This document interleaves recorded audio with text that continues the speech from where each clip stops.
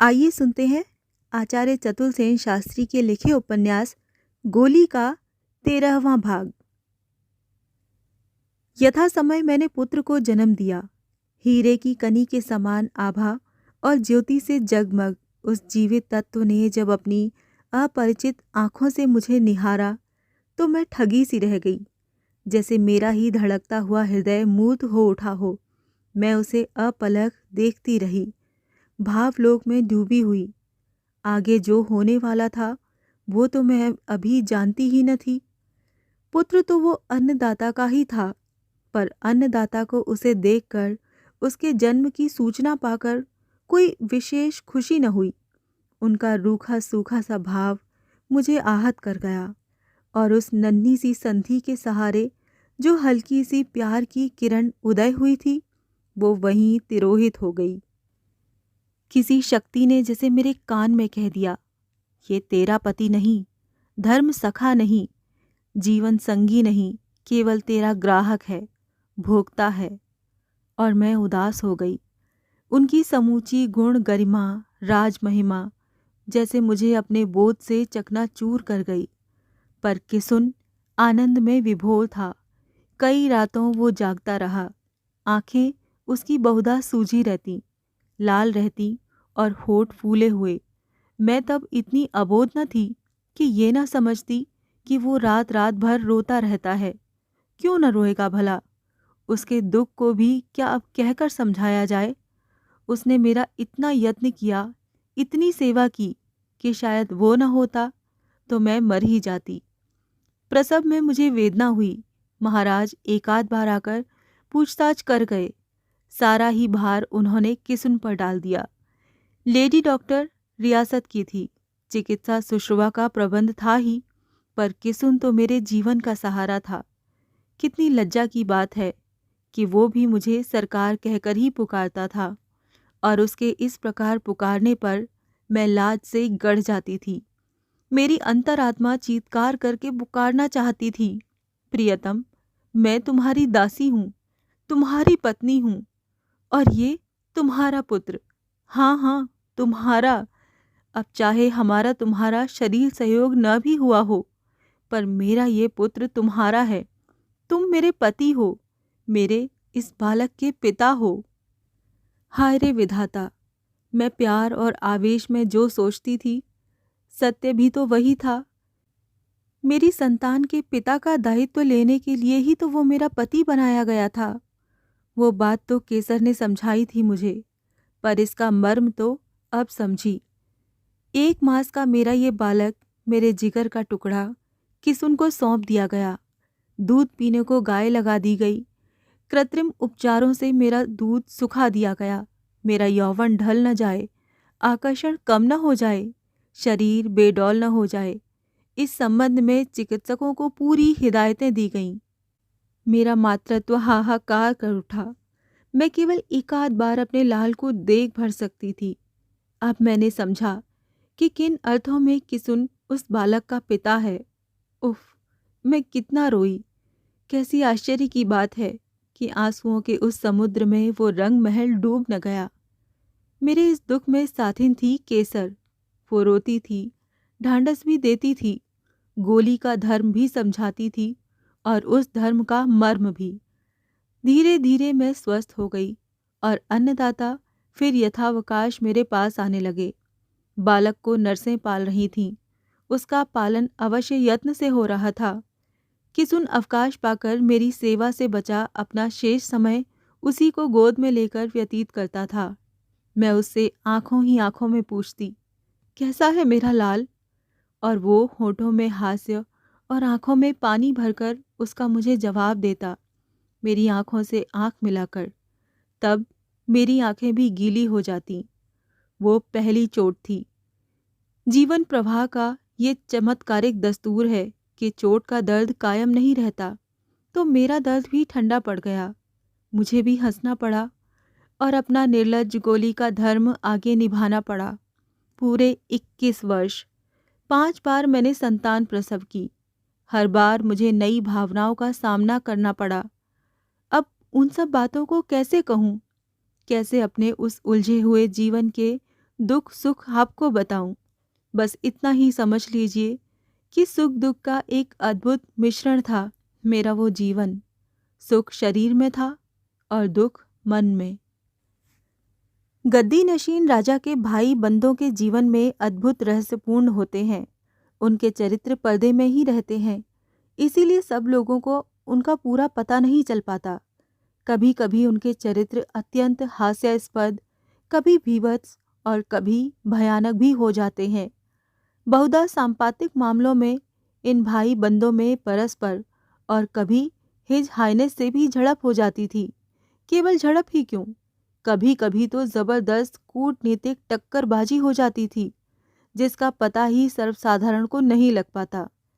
अब आप जरा इन बंदर राजा का भी दिलचस्प किस्सा सुन लीजिए और दाद दीजिए राज रक्त की विशेषता, पवित्रता और उच्चता की, जिसकी रक्षा के लिए 50 साल की कुमारी राजपुत्रियां 20 साल के गद्दी नशीन राजाओं से ब्याही जाती हैं, जहां कमाना धमाना नहीं, मेहनत परिश्रम नहीं, पड़े पड़े हराम के माल मलीदे उड़ाना है। पुश्त दर पुश्त से जागीर, जमीन, जायदाद मिलती आती हो।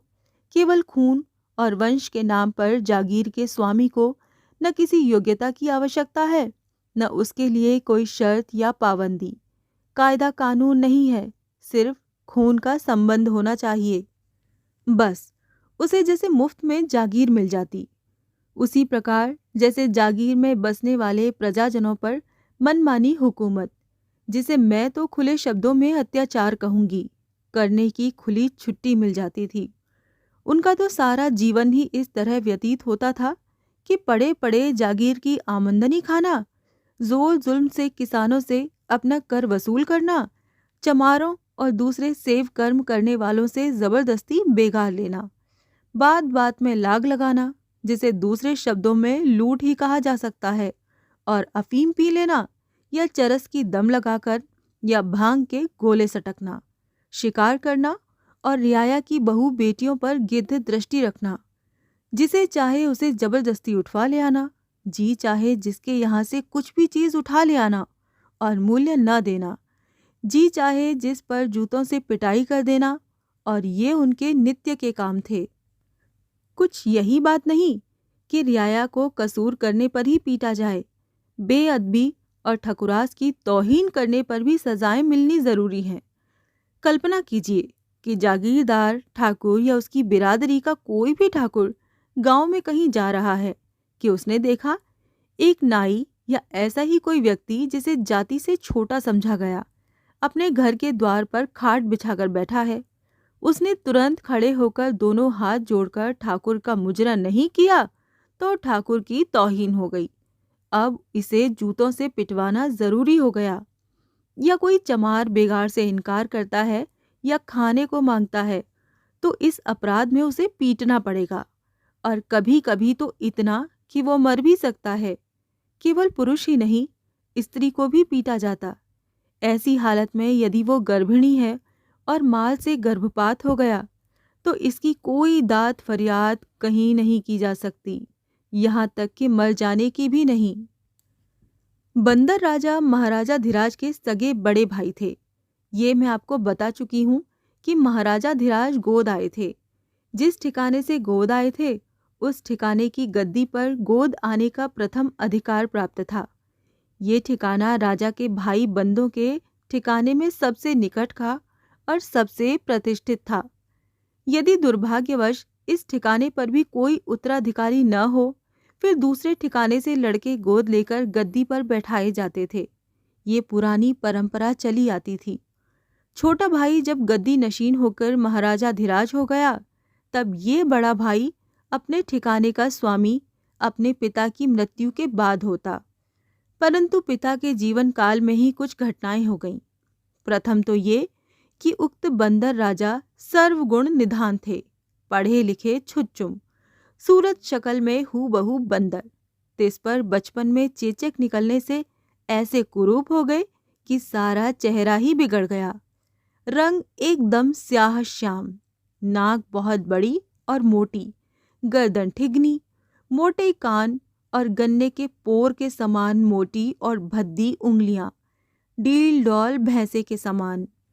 भोजन में समूचा बकरा या सूअर खाने पर तृप्ति, स्वर मोटा और भद्दा, तौर तरीके देहाती, अशिष्ट और भद्दे, व्यंग मजाक अश्लील, सोहबत गोले और दूसरे जी हुजूरों की।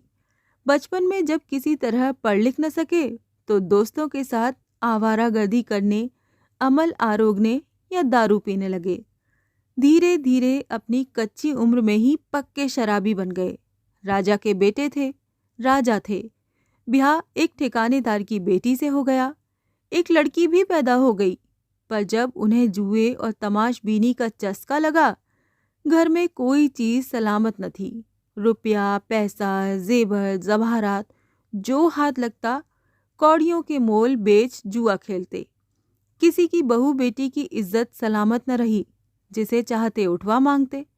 लफंगा पार्टी के मुफ्तखोरे सदा रहते, जिनके कारण कुकर्मों की बाढ़ आ जाती। राजा साहब भले आदमी थे, समझदार भी थे। लड़के के तौर तरीके देखकर बहुत खींचते। इसी समय उनकी रानी का स्वर्गवास हो गया और राजा साहब बहुत थक चुके थे। कुशिक्षा और कुसंस्कार का प्रभाव, कहना चाहिए कि नई माता से पुत्र का अनुचित संबंध हो गया। इस पर राजा साहब ने क्रुद्ध होकर पुत्र को रियासत के उत्तराधिकार से वंचित कर दिया और केवल एक गांव उसके गुजारे के लिए उसे दे दिया। अब तो कुंवर साहब की आवारागर्दी और भी बढ़ गई और वो गांव बेच बाच कर एक ही वर्ष में उन्होंने ठिकाने लगा दिया। 3 वर्ष नई रानी को सौभाग्य प्रदान कर राजा साहब स्वर्ग से धारे। रानी अब रियासत की स्वामिनी हो गई। रियासती अधिकार पर माता पुत्र में विग्रह हो गया, जो विकट रूप धारण कर गया। दोनों एक दूसरे को मरवा डालने के षड्यंत्र करने लगे। पर रानी स्त्री थी और कुंवर साहब कुल्लांच छूछे हाथ थे। इससे कोई योजना बनी नहीं। रानी ने उन्हें रियासत में घुसने की मनाही कर दी। उनकी लड़की की शादी बड़े महाराज ही कर गए थे, सो वो कुछ दिन तो बेटी के पास रहे। पीछे उन्होंने मटर गश्ती का धंधा अख्तियार कर लिया। 2 दिन इस रिश्तेदारी में, 2 दिन उस रिश्तेदारी में, खाना खाते, कपड़े पाते, नगद दक्षिणा भी पाते थे। राजा के बेटे थे, राजकुमार थे। नाते रिश्ते के लोग उन्हें मानते और सहायता देते थे। पर उनके लान तान और शराबखोरी की लत इस कदर बढ़ गई थी कि इससे उनके नशे पानी का खर्चा चलता नहीं था। उनकी पत्नी ने उन्हें घर से निकाल दिया, खाना देना भी बंद कर दिया। अब वो चोरी और उठाई गिरी पर उतर आए। रिश्तेदारी में जाते, 10-5 दिन खाते पीते, मौज मजा करते।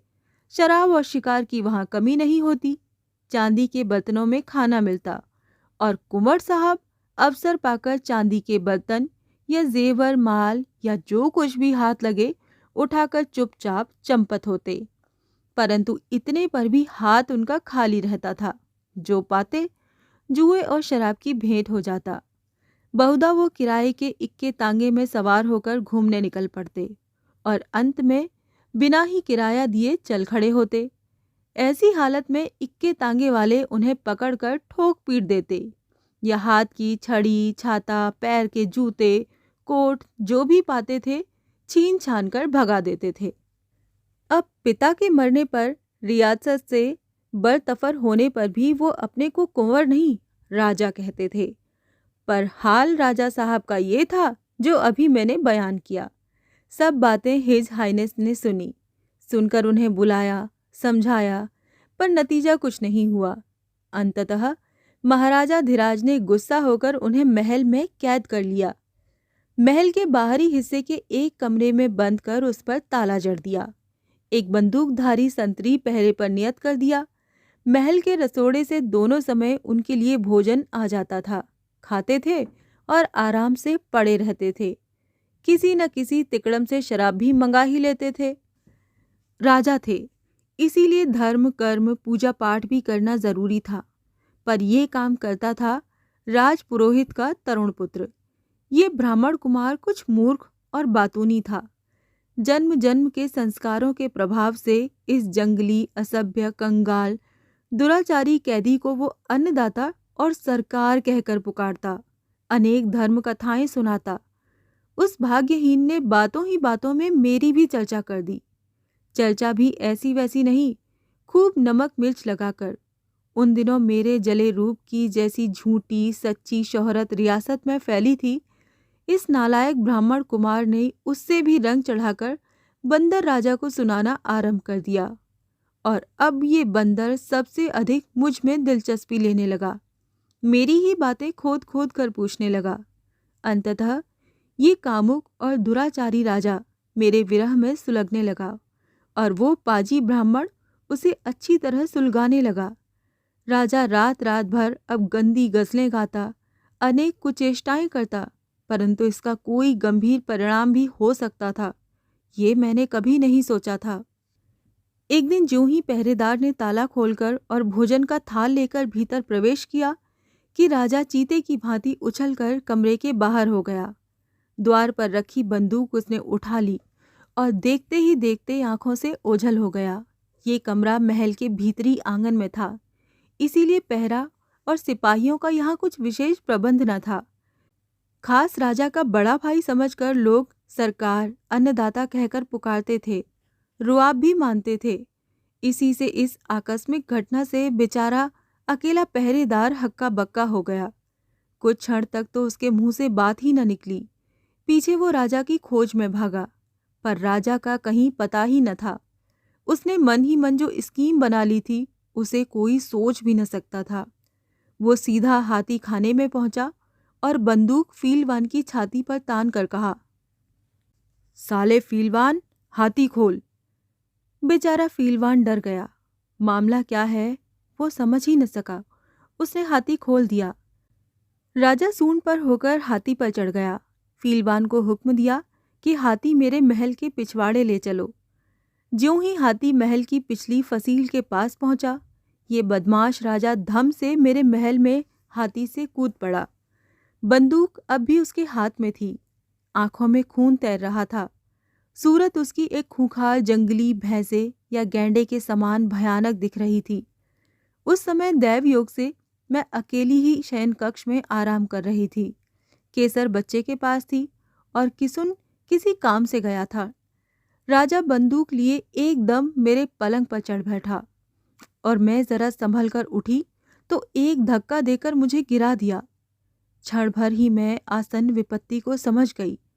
बहुत बार इस राजा की बेहूदी हरकतों पर मुझे हंसी आई थी, बहुत बार घृणा हुई थी, परंतु इस बार तो मैं क्रोध से जल उठी। न जाने कहाँ से मेरे शरीर में दैत्य का बल आ गया। राजा मेरे ऊपर आक्रमण करने की तैयारी कर रहा था कि मैंने उसकी टांग खींचकर नीचे गिरा दिया। गिरते ही बंदूक उसके हाथों से छूट गई। बिजली की तरह लपक कर बंदूक उठा, दोनों हाथों से उस पर भरपूर वार किया। वार करारा बैठा और उसका सिर फट गया। सिर से खून बहने लगा, पर मुझे इसकी क्या चिंता थी। मैं तो उसे जान से मार डालने पर आमादा थी।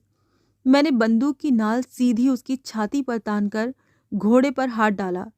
एक ही क्षण में इस पतित की मुक्ति का अवसर आ गया था, पर इस कायर कुकर्मी ने एकदम हाथ जोड़कर मेरे पांव पकड़ लिए और गिड़गिड़ाने लगा। उसी समय बहुत से सिपाही, किसुन और दूसरे लोग महल में घुस आए, परंतु किसी का हियाब उस पर हाथ चलाने का न होता था। ये देख मेरा खून खौलने लगा। बंदूक मैंने फेंक दी और बेंत उठाया। फिर तो मैंने गिना ही नहीं, देखा नहीं। जिस ढप पड़ा मैंने वो मार मारी कि पीछे मुझे भी आश्चर्य हुआ। राजा निरीह भाव से पिटता रहा। जब मैं ही थक कर बेदम हो गई तो बेंत को फेंककर सिपाहियों से कहा, ले जाओ इस जानवर को महाराजा धीराज की सेवा में। पर कैसे आश्चर्य की बात थी, इतने पर भी किसी की हिम्मत उसे छूने की न हुई।